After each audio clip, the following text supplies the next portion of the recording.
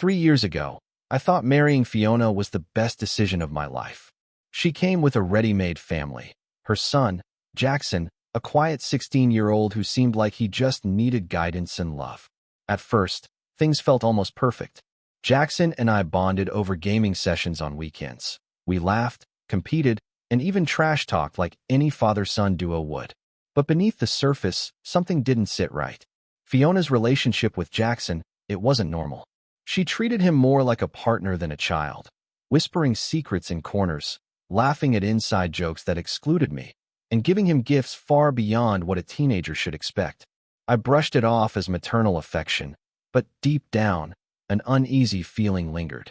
Then there were the late-night conversations they had behind closed doors, their hushed tones cutting through the silence of our home. Once, I caught Fiona stroking Jackson's hair while murmuring, "We'll always have each other, no matter what." It sounded sweet until I realized she never included me in that equation. Was this just protective motherhood, or something darker? Back then, I convinced myself I was overthinking. After all, blending families is hard, right? What I didn't know was how much harder it would get, or how dangerous this seemingly innocent dynamic would become. About 8 months ago, Jackson's behavior took a sharp turn for the worse. It started subtly, forgetting to take out the trash, leaving his clothes scattered across the living room floor, but soon escalated into something far more calculated. He began talking back with venom in his voice, calling me rent-a-dad during dinner or casually asking when I'd leave like it was just small talk. Fiona always jumped to defend him, saying things like, "He's adjusting. You have to give him time." But here's the thing. There was no adjustment happening. One night, after Jackson muttered under his breath about how I wasn't his real dad, Fiona pulled me aside and whispered, "You know he's sensitive about male figures since Arthur left. Maybe you're coming on too strong." Too strong? I was just trying to keep the house running smoothly. The worst part? Later that week, I caught Fiona slipping Jackson a $50 bill behind my back. When I confronted her, she laughed it off, saying, "It's just lunch money." Lunch money? For what? A gourmet feast at school. Then came the texts I found later on Fiona's phone. She wasn't just excusing Jackson's behavior. She was actively encouraging it. One message read, "Good job today. Keep pushing his buttons. Let's see how much he can take before he cracks." Another text revealed she'd promised him new sneakers every time he successfully tested my patience. My own wife had turned our home into some twisted game show where I was the contestant being humiliated nightly. And Jackson? He played along perfectly, smirking whenever Fiona praised his antics. It was one of those days where everything felt like it was conspiring against me. After a grueling 12-hour shift at work, I dragged myself home, exhausted and starving. The clock read 9:47 p.m., and all I wanted was to eat something, anything. There was one slice of pizza left in the fridge from dinner earlier that night, so I heated it up, sat down at the kitchen table, and took my first bite. That's when Jackson stormed into the room like a hurricane, his voice sharp enough to cut glass. "That's my pizza," he snapped, glaring at me as if I'd just stolen his inheritance. I tried staying calm, explaining that I hadn't eaten since noon and had paid for the groceries with my own money. But Jackson wasn't interested in reason. He smirked, leaning back against the counter, and said, "Whatever, loser." Then, without warning, he grabbed the wooden handle of the broom leaning nearby and swung it like a weapon. The crack across the back of my head came out of nowhere. Pain exploded through my skull, and I stumbled forward, the pizza flying out of my hands. Blood trickled down my neck almost immediately, warm and sticky. When Fiona rushed in, her reaction wasn't what anyone would expect from a concerned spouse. Instead of checking on me, she turned straight to Jackson, her voice frantic but oddly rehearsed. "Jackson, what did he do to you?" Her eyes darted between us, but they lingered longer on him, filled with manufactured concern. It was surreal, standing there bleeding while she acted like I was the aggressor. Jackson played his part perfectly, feigning innocence. "Oh, sorry, man," he muttered, half smiling as though this were some kind of joke. The broom slipped. Later that night, I stood under the scalding spray of the shower, trying to scrub dried blood out of my hair. My head throbbed, every heartbeat sending waves of pain radiating outward. Just as I closed my eyes, letting the water run over me, I felt a presence behind the fogged-up glass door. Fiona was there, watching me with an unreadable expression. She leaned closer, her breath fogging the glass even more as she whispered, "Next time, don't flinch. Maybe next time, he'll aim for your throat." Her tone was chillingly casual, like she was discussing tomorrow's weather forecast. I froze, water cascading over my face, unable to believe what I'd just heard. Was this real? Was my wife actively encouraging violence against me? Before I could process it further, she smiled, a cold, calculating smile, and walked away, leaving me standing there until the water turned icy. But the nightmare didn't end there. Later that evening, Fiona pretended to be worried about Jackson, asking him softly if he was okay after the accident. Yet, when we were alone again, her demeanor shifted completely. She cornered me in the hallway, her voice dripping with venom. "Who do you think you are?" she hissed. "You're nothing. Temporary. A placeholder until things fall into place." Her words hit harder than any physical blow ever could. They weren't just insults. They were revelations. This wasn't just about pizza or misplaced anger. It was deliberate. Every interaction, every subtle dig, every calculated move, it all clicked into place. Fiona wasn't just tolerating Jackson's behavior. She was orchestrating it. She was using him as a pawn in her twisted game, pushing boundaries to see how far she could go before I snapped. And now, with blood still crusted in my hair and bruises forming on my skin, I realized the truth. I wasn't living in a family. I was trapped in a psychological war zone. After the Broomstick Incident, Fiona's behavior took a sinister turn that I couldn't ignore. The next morning, as I sat nursing my throbbing head wound, my phone buzzed with a notification from our family group chat. It was a preview of a message Fiona had accidentally sent to everyone instead of just Jackson. Before she could delete it, I caught a glimpse. "He's such a pushover, LOL," bleeding like her emoji. My blood ran cold, literally and figuratively, as I realized they were mocking me for getting hurt. What kind of person laughs about someone else's pain? But that wasn't even the worst part.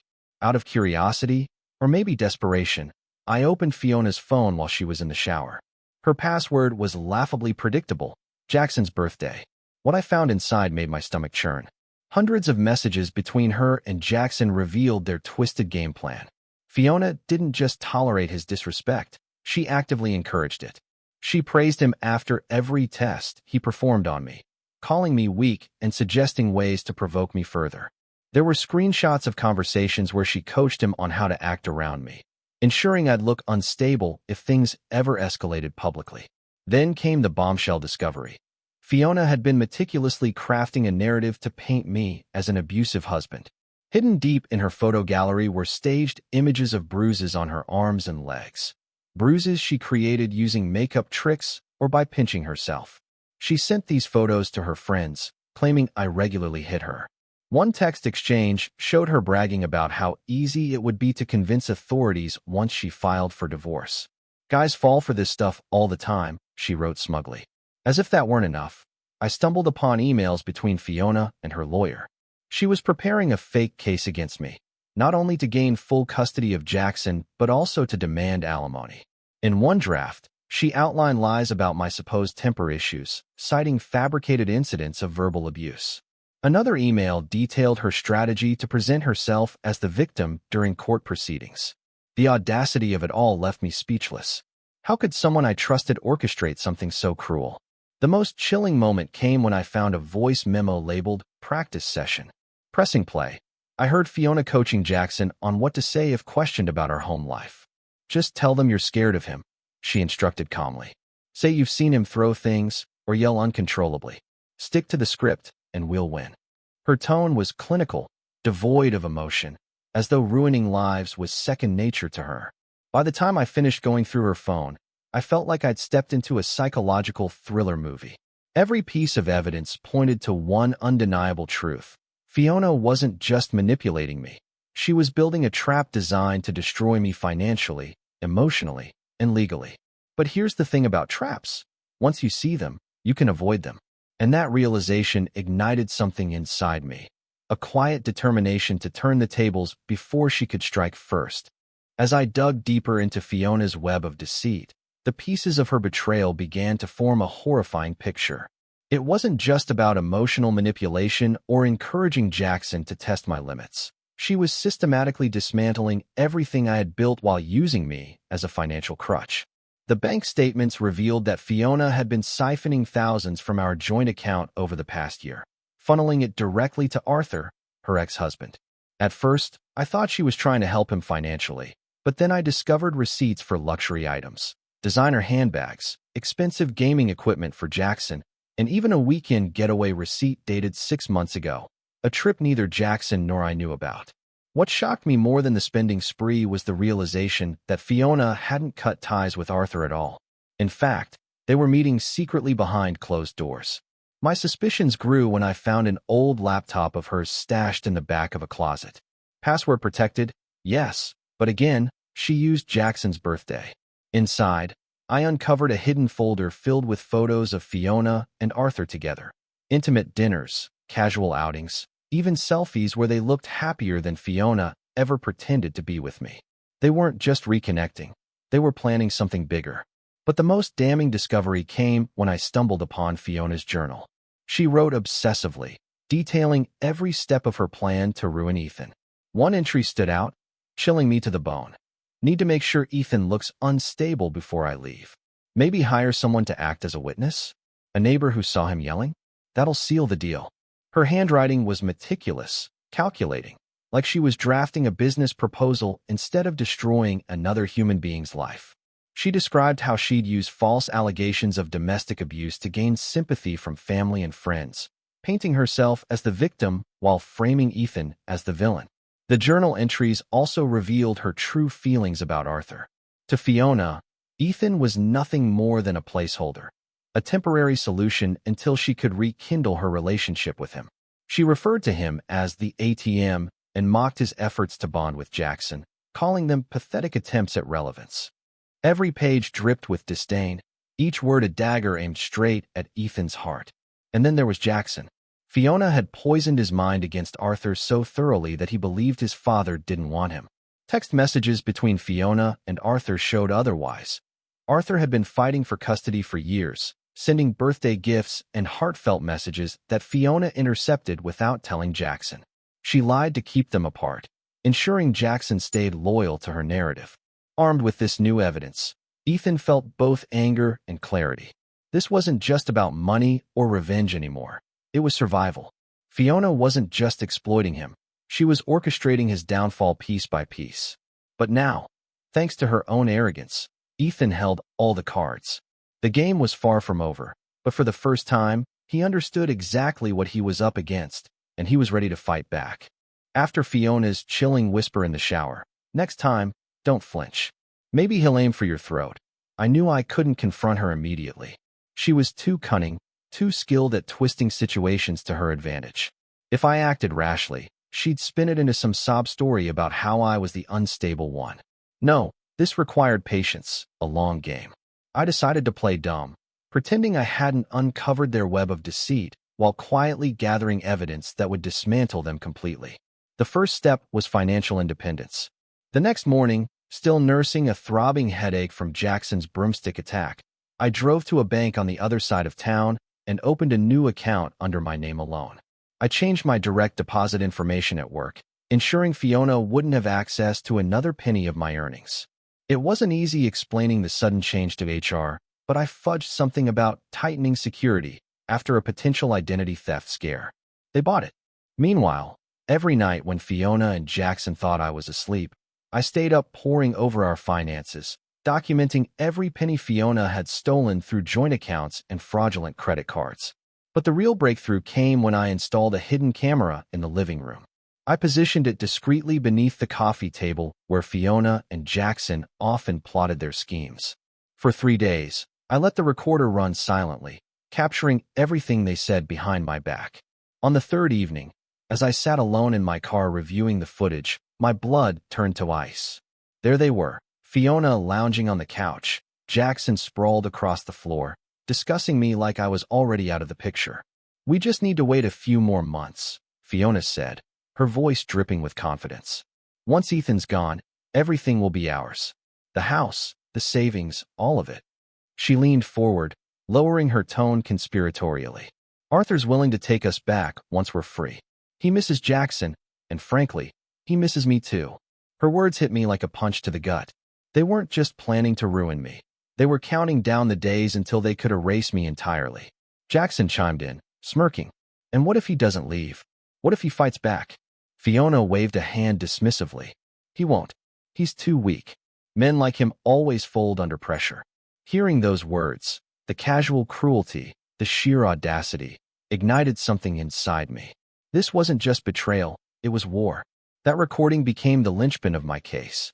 Every laugh, every calculated comment, every insult was captured in crystal-clear audio. Combined with the financial documents I'd painstakingly gathered, it painted an irrefutable picture of Fiona's manipulation and greed. I knew then that I held all the power. While they continued to see me as a pawn in their twisted game, I was secretly building an arsenal that would bring their world crashing down.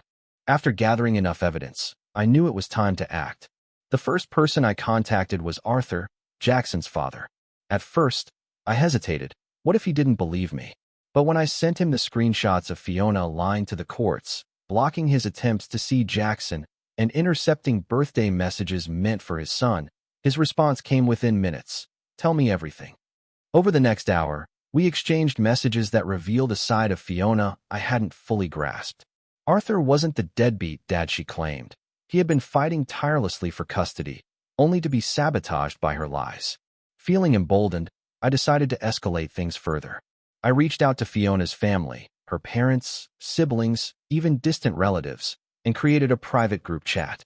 I introduced myself briefly, apologized for the abruptness, and then dropped the bombshell.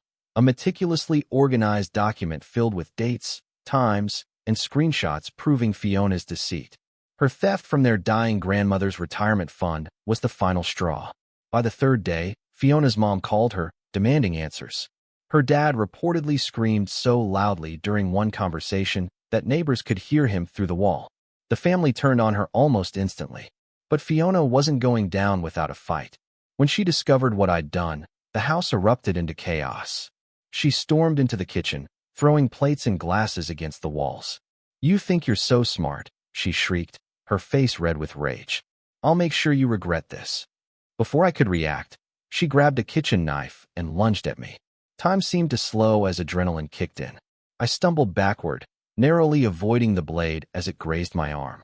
Thankfully, I always kept my phone nearby, camera rolling. The entire incident was captured in chilling detail. The shattered dishes, Fiona's wild eyes, and the glint of the knife slicing through the air. When she realized I was recording, she froze, her chest heaving. For a moment, there was silence except for the sound of her heavy breathing. Then, as quickly as her rage had flared, it crumbled into sobs. She collapsed onto the floor, dropping the knife, muttering something about how everyone was against her. But I knew better than to feel sympathy. This wasn't remorse. It was manipulation, plain and simple. That night, I reviewed the footage, ensuring every second was clear.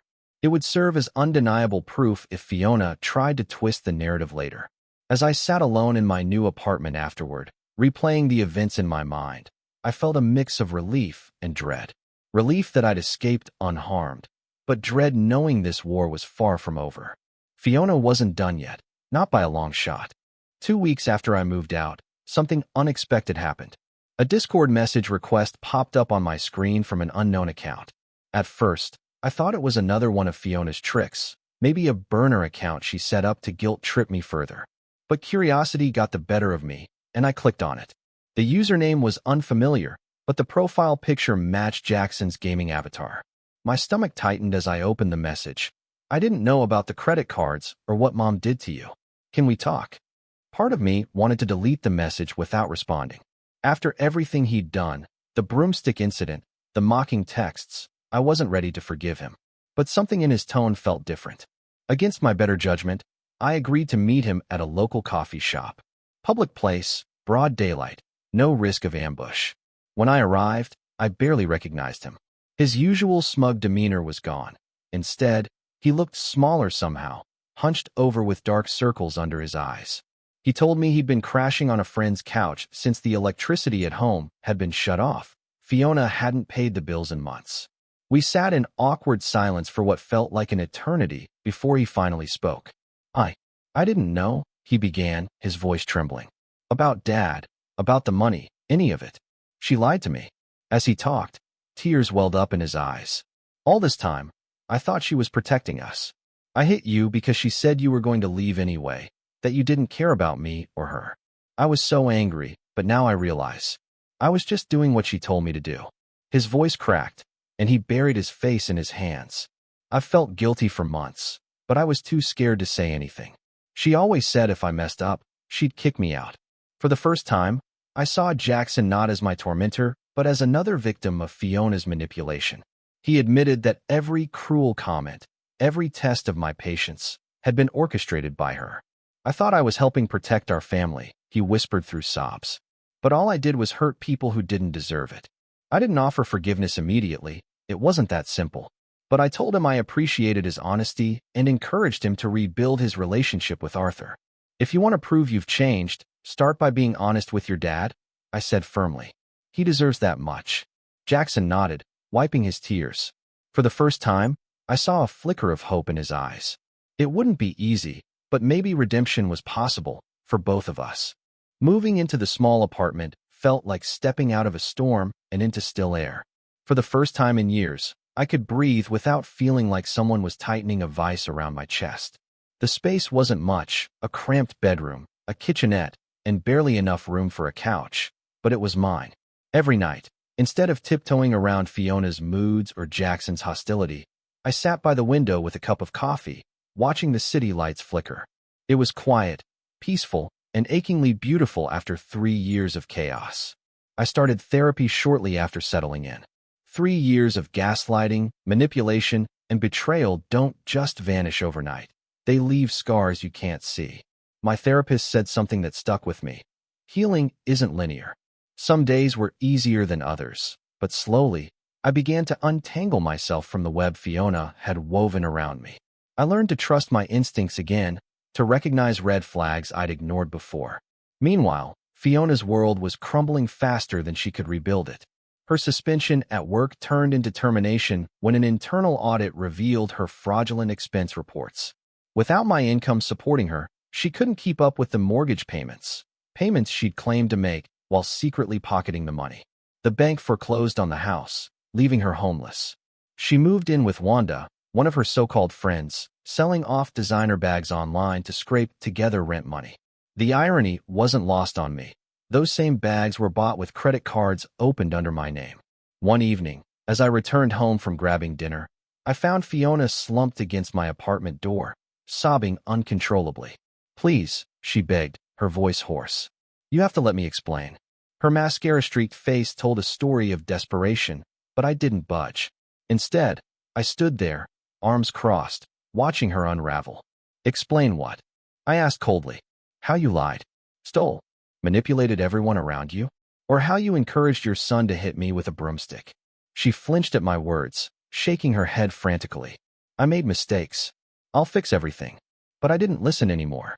Turning away, I unlocked the door and stepped inside, leaving her cries echoing in the hallway. As I closed the door behind me, I felt no guilt, no anger, just relief. This chapter of my life was over, and I wasn't looking back. The legal and financial fallout hit Fiona like a freight train, dismantling her carefully constructed facade.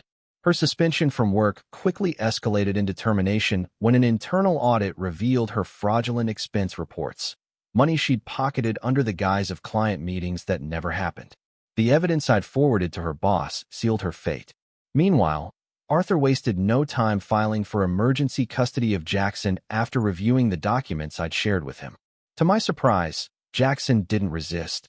He seemed almost relieved to leave Fiona's toxic orbit. Within weeks, he moved in with his father, starting a new chapter where he could finally rebuild their fractured relationship. But the real blow came when the bank foreclosed on the house.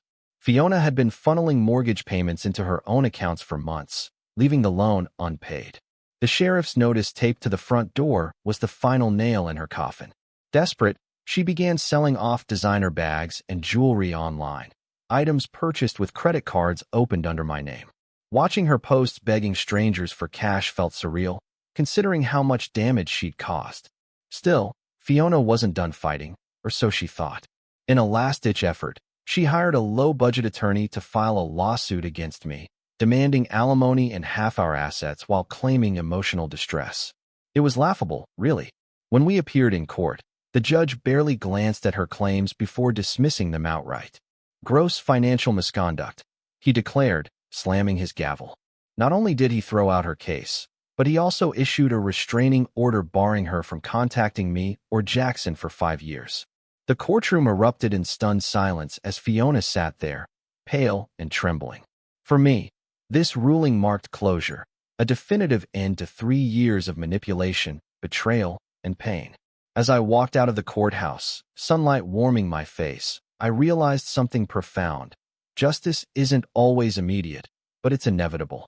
Fiona's empire of lies crumbled beneath the weight of truth, leaving her utterly alone. And while I didn't feel triumphant, revenge was never my goal. I felt peace. For the first time in years, I was free. Looking back, I realize how much I ignored my instincts during those 3 years with Fiona. There were red flags from the beginning. Her controlling behavior, Jackson's sudden hostility, the way she manipulated every situation to her advantage. But I convinced myself it was all in my head. Maybe I'm overreacting, I told myself repeatedly.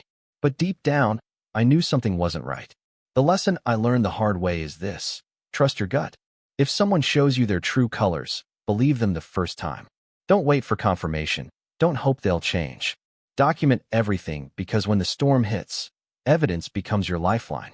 Now, sitting by the window of my small apartment on a quiet afternoon, I feel an overwhelming sense of peace. The scars are still there. Emotional wounds take time to heal, but I found freedom in ways I never imagined possible. No more walking on eggshells. No more pretending everything's okay while the world crumbles around me. For the first time, I live without fear, without manipulation, and without being anyone's emotional punching bag.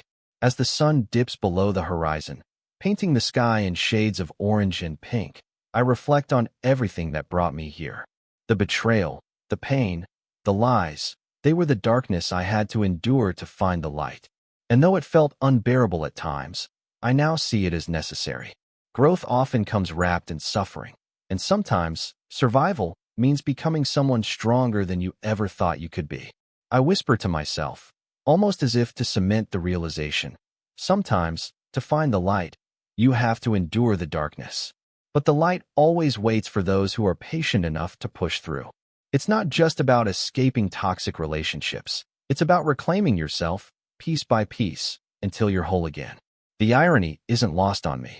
Fiona and Jackson tried to break me, but instead, they forced me to rebuild myself into someone unrecognizable, someone better.